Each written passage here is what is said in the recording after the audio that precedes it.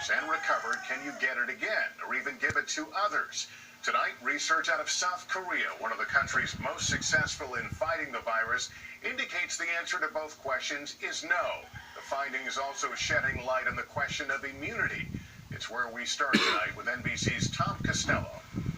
It's the kind of good news development that researchers have been hoping for.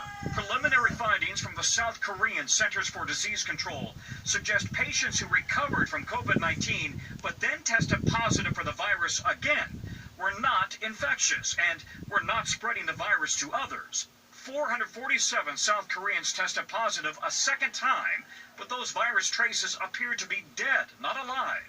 Could it be an indication of immunity? I think it's a little too soon to take that and say that we know for sure that people have immunity, but we have seen that people do mount a pretty good immune response to this, and we haven't yet seen reinfection. So I think taken together, that is encouraging. It felt like what I thought was one of the worst flus I'd ever had. Back in early February, Erin Kirk Evans, her kids and husband, all became very sick. Now, after recently testing positive for the antibodies, she knows it was COVID-19, which means she could have some protection. It just felt like this empowering feeling that I can no longer live fear of it and the uncertainty of what it's going to do to my body or my kids or my husband. In South Korea, the findings have convinced health experts to loosen some quarantine restrictions.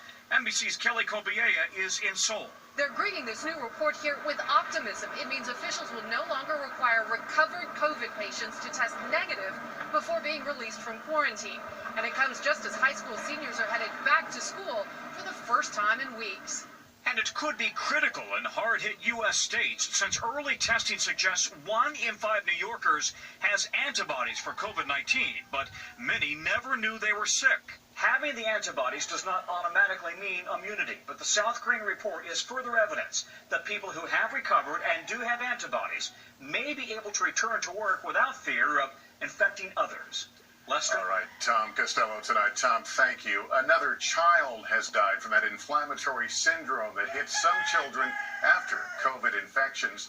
Though rare, almost half the states are now reporting cases, and the CDC briefed doctors today on what treatments are working to save young lives.